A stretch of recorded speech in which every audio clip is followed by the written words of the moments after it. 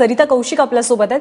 सरिता, चंद्रपूरचं सध्याचं चित्र काय पाहायला मिळतंय? म्हणजे भाजप कुठेतरी पुढे, भाजप 12, काँग्रेस 7, राष्ट्रवादी 1 आणि इतर 1 अशी सध्याची आकडेवारी आहे. चंद्रपुरात नेमकी काय परिस्थिती आहे? भाजपला नेमकी पुढे जाण्याची संधी कशामुळे मिळते? याच्यामध्ये भाजपासाठी अजून एक जागेवर आघाडी सुरू आहे. प्रभाग क्रमांक 8 मध्ये भाजपाची, त्याचबरोबर तिथं एक इंडिपेंडंट सुद्धा पुढे असल्याची माहिती येते आहे. त्यामुळे भाजपाच्या ज्या आपण 8 जागा म्हणतो आहोत ज्ञानदा, त्या आता 9 झालेल्या आपल्याला दिसतात आहेत. आपल्या बरोबर इथं पत्रकार मंडळी आहे ज्यांच्याबरोबर आपण चर्चा करत होतो. ती चर्चा आपण पुढे नेऊया. आपण नरेश पुगलिया यांचं इथे एक महती होती, इथे त्यांची एक पुण्याई होती काँग्रेसची, मात्र ती पुण्याई आजही तशीच राहिली आहे का? त्यांच्याही जे काही त्यांची जी अथॉरिटी होती त्याला चॅलेंज करणारे सुद्धा अनेक लोक आता पुढे आले. त्यामुळे काँग्रेसमध्ये आता किंवा काँग्रेसच्या परफॉर्मन्समध्ये नरेश पुगलिया यांचा किती वाटा उरलेला आहे? निवडणुकीची पूर्वीची स्थिती अशी होती की त्यांच्यात प्रचंड गटबाजी होती. वडेट्टीवार आणि पुगलिया हे 2 गट प्रभावीपणे होते. जागा वाटपात सुद्धा त्यांच्यात खूप वाद झाले, परंतु नंतर वरिष्ठांनी त्यांच्यामध्ये समेट घडवून आणला आणि साधारणतः इथल्या निवडणुकीचं नेतृत्वपद हे पुगलियांकडे दिलं. त्यामुळे वडेट्टीवार यांनी फारसा इंटरेस्ट घेतलेला नाहीच आहे इथे. त्यामुळे पूर्ण धुरा पुगलियांकडे आहे आणि त्यांनी ती निवडणूक लढवली. त्या निवडणुकीत जे गटबाजीचं राजकारण निवडणुकीपूर्वी दिसलं ते प्रत्यक्ष निवडणुकीच्या प्रचारात दिसलं नाही. हे खरं आहे. हे खरं आहे का की काँग्रेसमधली गटबाजी ही निवडणुकीच्या प्रचारादरम्यान दिसली नाही? हा, ही गोष्ट अगदी खरी आहे की प्रचाराच्या दरम्यान काँग्रेसमधली मतभेद किंवा गटबाजी ही दिसली नाही स्पष्टपणे. निवडणूक घोषित होण्यापूर्वीच्या प्रारंभिक अवस्थेमध्ये काँग्रेसमध्ये गटबाजी भरपूर होती. ज्याप्रमाणे चंद्रपूर महानगरपालिकेची निवडणूक ही केंद्रीय राज्यमंत्री हंसराज अहीर आणि वित्तमंत्री सुधीर मुनगंटीवार यांच्यासाठी प्रतिष्ठेची होती, तशीच ही निवडणूक नरेश पुगलिया यांचं राजकीय अस्तित्व लक्षून देण्यासाठी आणि ते सगळ्यांपर्यंत आणण्यासाठी ती त्यांच्यासाठी. पण आजचा एवढा वजनदार नेता विजय वडेट्टीवार याने काहीच ताकद लावली नाही, त्यामुळे ह्याच्या काँग्रेसच्या परफॉर्मन्सवर परिणाम दिसतील का? हो, निश्चितच दिसेल. वडेट्टीवारांनी जर स्वतः चंद्रपूरला येऊन इथे ते म्हणजे बसले असते तर निश्चितच काँग्रेसच्या 4-5 सीटा अधिक त्या निघाल्या असत्या. पण वडेट्टीवारांसोबत एक दुर्दैवी घटना सुद्धा या काळात घडली. त्यांचे भाऊ दगावले, त्याच्यामुळे ते प्रचारात सहभागी होऊ शकले नाही. त्यांच्या गटाला 5 तिकिटा देण्यात आल्या होत्या आणि त्या 5ही तिकिटा मला तरी वाटत नाही की त्यांच्या प्रभागात काही काँग्रेसचा प्रचार वगैरे झाला असेल. त्याच्यामुळे ते अलिप्तच होते 5ही उमेदवार. म्हणजे कुठेतरी प्रचारामध्ये सुद्धा आपल्याला गटबाजी दिसली असं म्हणता येईल का काँग्रेसमध्ये? नाही, सध्याच्या परिस्थितीमध्ये असं दिसलं नाही काय की विजय वडेट्टीवार निवडणुकीत सहभागी झालेच नाही असं वाटतंय. आणि नरेश पुगलिया यांच्याकडे एक सूत्र असल्यामुळे, त्यांच्याकडे प्रचार असल्यामुळे ते सर्वे होतं आणि त्यांच्यामुळे काँग्रेस समोर येण्याची परिस्थिती दिसत आहे.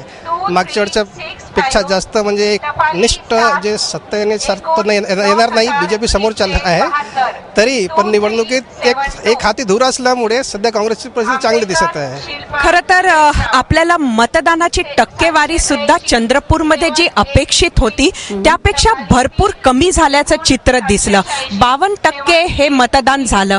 त्यामुळे या मतदानाचा काय परिणाम होईल असं वाटतंय? मतदानाचा परिणाम लगेच नाही सांगता येणार, कारण सुरुवातीचा ट्रेंड आहे. काही प्रभाग आहे जिथे भारतीय जनता पार्टीचे काही निवडूनही आलेले आहे, काही ठिकाणी पराभवही होताना दिसतोय. मात्र हा ट्रेंड मतदान कमी झाल्यामुळे आहे असं वाटत नाही. तसंच असेल तर भारतीय जनता पार्टीला त्याचा लाभच होणार आहे. मात्र हे खरं आहे की प्रचंड उकाडा आहे, ऊन आहे इथे. त्यामुळे मागच्या निवडणुकीत 57% मतदान यावेळेस भरपूर प्रयत्न केल्यानंतरही 52 पर्यंत आलेलं आहे.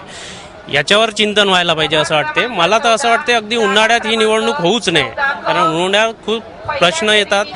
बिलकुल आपण बघतो आहोत की उन्हामुळे टक्केवारी ही कमी झाली. मात्र सध्या ज्या पद्धतीची चुरस आपल्याला इथे दिसत आहे त्यामध्ये पत्रकार सुद्धा खूप काही सांगू शकत नाही. मात्र कारण मीमांसा ही भरपूर आहे. निकाल लागल्यावरच जी काही चर्चा होते त्यातील किती मुद्दे खरे किती खोटे हे समोर येतील. ज्ञानदा. लातूर, परभणी आणि चंद्रपूर 3 महानगरपालिकांचे निकाल आज लागत आहेत. चंद्रपुरामध्ये भाजपला मोठं यश मिळत आहे, त्यापाठोपाठ लातूरमध्ये सुद्धा. परभणीमध्ये मात्र काँग्रेस आणि राष्ट्रवादी सत्ता राखण्यात यशस्वी झाले, तसं सध्याचे चित्र आहे. चंद्रपुरात भाजप सत्तेच्या दिशेनं वाटचाल करतोय. 66 जागांपैकी 27 जागांवर भाजप आघाडीवर आहे. काँग्रेस 11 जागांवरती आघाडीवर आहे, तर बाकीचे सगळे पक्ष हे सिंगल डिजिटमध्येच आपल्याला पाहायला मिळत आहे. सरिता कौशिक आपल्यासोबत आहे. सरिता, काय नेमकी कारणं आहेत की भाजपला मोठं यश मिळताना पाहायला मिळतं आहे? काँग्रेसकडची सत्ता भाजप खेचून घेत आहे. ज्ञानदा, ही जी मुसंडी भाजपानं मारलेली आहे, आगेकूच जी भाजपाची सुरू आहे, त्यामध्ये खरं तर चंद्रपूरमध्ये अशा पद्धतीचं यश मिळायला 2 महत्वाची कारणं आपल्याला दिसतात आहेत, किंवा 3 कारणं आपण म्हणू शकतो. त्यातील 2 महत्वाची कारणं, त्यातील पहिलं कारण हे आहे की देशात आणि राज्यातच भाजपाची सध्या घोडदौड सुरू आहे आणि त्याचा एक परिणाम किंवा तो ट्रेंड, ती लहर आपल्याला चंद्रपुरात सुद्धा दिसलेली आहे. दुसरं महत्वाचं कारण हे की 2 मंत्री आहेत. या दोन्ही मंत्र्यांनी आपापल्या खात्याकडून वेगवेगळी विकासाची कामं ह्या चंद्रपूर शहरासाठी खास आणलेली आहेत. त्यामुळे ती कामं आज इथं लोकांना दिसतात आहे आणि मतदान हे कुठंतरी विकासाच्या बाजूनं सुद्धा झालेलं आहे.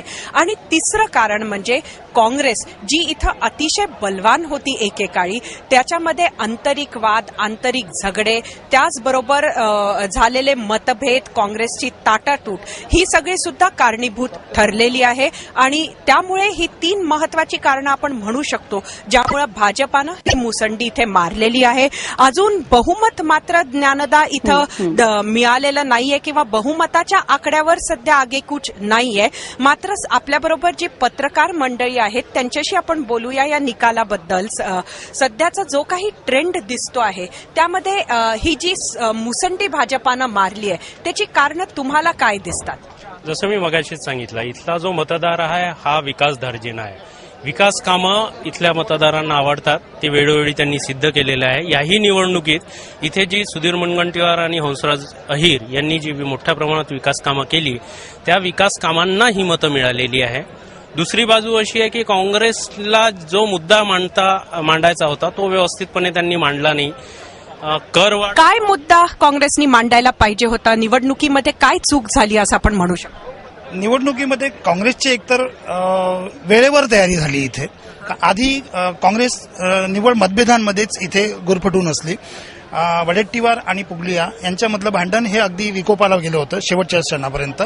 काही जागांवर यांचा तिढा होता आणि तो तिढा काही शेवटपर्यंत सुटू शकला नाही आणि त्याच्यामुळे मग काँग्रेसला इथे अगदी कमी कालावधी मिळाला. याचा जबाब काँग्रेसला द्यावा लागेल का पक्षश्रेष्ठींना? काय वाटतं? सुद्धा उत्तर मागतील का?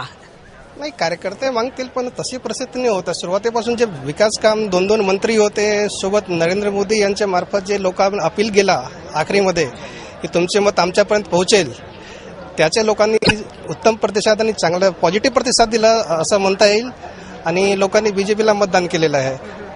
एकीकडे विरोधकांचा इथे सतत आरोप होत होता की कुठलंही विकास काम हे होत नाहीये चंद्रपुरामध्ये. मात्र 2 मंत्री होते आणि त्यांनी विकासाच्या ज्या काही घोषणा केल्या त्याला हे मतदान आहे का? विरोधकांना काहीही म्हटलं तरी जनतेला ते पटलेलं नाही असं म्हणता येईल का? नाही, याच्यामध्ये असं एक म्हणता येईल की विरोधकांनी यावेळेला परिवर्तनाचा नारा दिला होता आणि बीजेपीने जी विकास कामं त्याच्यावर जोर देण्याचा प्रयत्न केला आणि दोन्ही याच्यामध्ये मला असं वाटतं बीजेपी सरस ठरली आहे. आणि एकूणच महानगरपालिका, नगरपालिका, नगरपंचायत आणि जिल्हा परिषद याच्यानंतर पाठोपाठ ते यश राखण्यात यशस्वी झाले असं तरी चित्र सध्या तरी दिसत आहे आणि तो ट्रेंड आजही कायम आहे हे असं मला वाटतं. या दृष्टीने खरं तर हे ट्रेंड आहे जो काही आपण बघतो आहोत तो, मात्र अजूनही बहुमताचा आकडा गाठलेला नाहीये, त्यामुळे बहुमताला अजून अंतर आहे. काय नाही, बहुमताला जास्त अंतर वाटत नाही आणि सध्या जे ट्रेंड आहे त्याच्यावरून वाटते की बीजेपीला बहुमत मिळेल.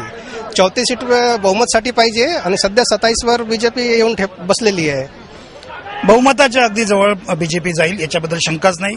आणि भाजप हा चंद्रपूरमध्ये सर्वात मोठा पक्ष राहील हे आधीच ठरलं होतं आणि ते बहुमत सिद्ध करेल हेही ठरलंच होतं. आणि आता पण तो प्रारंभिक अवस्थेमध्ये जो ट्रेंड आला होता तो आता बदलला आहे पूर्णपणे. तिथे काँग्रेस आणि भाजपमध्ये अटीतटीचा संघर्ष दिसून येत होता, पण आता ही निवडणूक भाजप सहजपणे जिंकत आहे या दृष्टीने दिसत आहे. एक चिंतेचा विषय ज्या पक्षाला पाहिजे तो म्हणजे शिवसेना. शिवसेना. शिवसेनेनं इथं स्थानिक पातळीवर जोर लावण्याचा खूप प्रयत्न केला, मात्र निकालात हा जोर कुठंही दिसत नाही. याची काय कारणं सांगाल? शिवसेनेने जिल्हा परिषदेमध्येही खूप चांगलं केलेलं नाही आहे. इथे बाळू धानोरकर यांचं नेतृत्व आहे जिल्ह्यात. त्यांचं नेतृत्व खूप प्रभावी यापूर्वी नजीकच्या काळात दिसलं नाही. इथे त्यांची उमेदवारी देतानाही खूप कन्फ्युजन होता. काही त्यांचे सिटिंग उमेदवार बाहेर गेले, परत आले. उमेदवारी देताना खूप अडचण झाली. त्यानंतरही त्यांचा गड जे तुकुम परिसर मानला जातो तिथे सुद्धा ते खूप प्रभावीपणे पुढे आले नाही. प्रचारात थोडाफार दिसला होता कल, पण असं वाटलं नाही की ते बोटावर मोजण्या इतका जागा येतील असंच वाटत. बिलकुल आपण बघतो आहोत हा जो ट्रेंड आहे त्यामध्ये सध्या तर भाजपानं जोरदार मुसंडी मारली आणि आपल्याबरोबर असलेल्या पत्रकारांना असं नक्की वाटतं आहे की बहुमत आता भाजपासाठी दूर नाही. निश्चितपणे भाजप बहुमताच्या जवळ पोहोचेल, बहुमत मिळवेल किंबहुना चंद्रपूरमध्ये अशी स्थिती आहे. चंद्रपूर त्या पाठोपाठ लातूर या दोनही ठिकाणी भाजप बहुमताच्या जवळ जाताना पाहायला मिळतं आहे.